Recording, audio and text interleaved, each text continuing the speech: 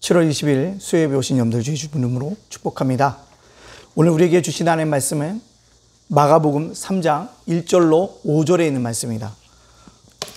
마가복음 3장 1절로 5절에 있는 말씀 제가 봉독해 올리겠습니다.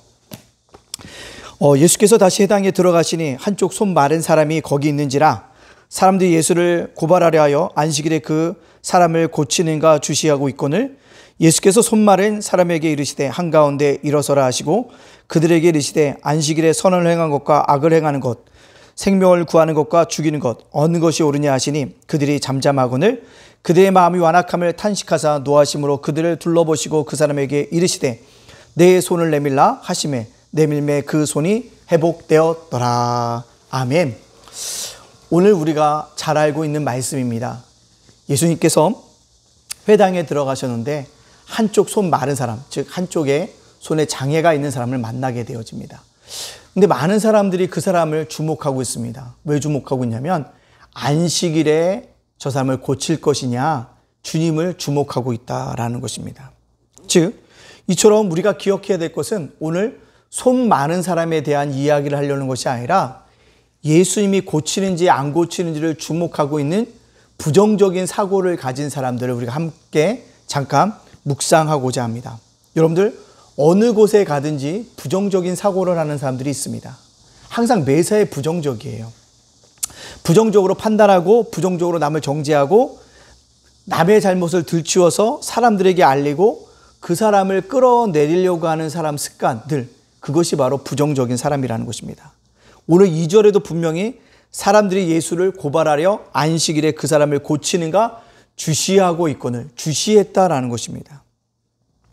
왜 주시했냐? 고발하기 위해서 주시했다라는 것입니다. 여러분들 회당에 안식일에 그들이 들어간 이유가 뭘까요? 회당에 들어간 이유가 뭘까요? 회당에서 어떤 일을 해야 될까요? 그렇습니다. 예배드리는 일입니다. 찬양하는 일입니다. 기도하는 일입니다.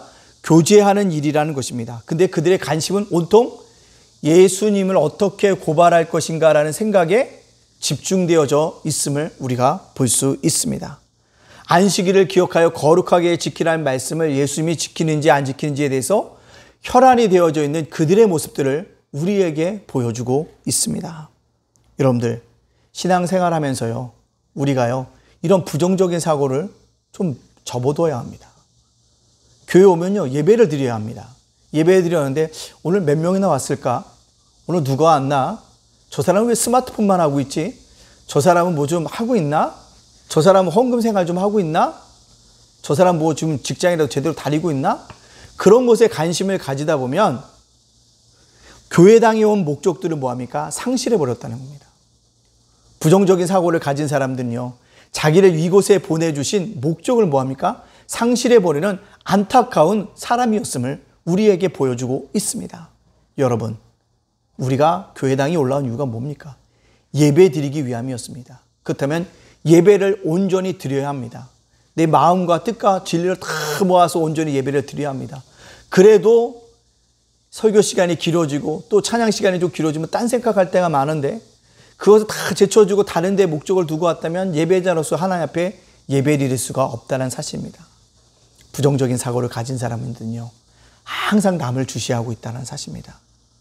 우리는요 이런 부정적인 사고에 벗어나서 남을 주시하는 생각이 나를 바라볼 수 있는 그런 생각 자체로 바뀌어질 수 있는 그런 믿음의 백성들이 되어지기를 간절히 원합니다. 오늘 아침에 어떤 목사님으로부터 문자 메시지 받는데 그런 얘기했대요. 어떤 집에 갔더니 노각을 선물했대요. 그 노각이 뭔가 어떤 좋은 점이 있나라고 인터넷 찾아봤더니 뭐 이뇨장옥한다, 향암약원이 한다, 피로회복제다, 뭐 수많은 이야기들이 쓰여져 있더라는 것입니다. 별거 아닌 노각이었지만 그 속에 담겨져 있던 의미들을 우리에게 설명해 주고 있었다는 사실입니다. 여러분, 우리가요 이처럼 노각이라는 것 외모는 그렇게 뛰어난 게 아니잖아요. 외모 보면서 사람들 그렇게 판단해 버릴 때가 너무나도 뭐하다? 많다라는 것입니다.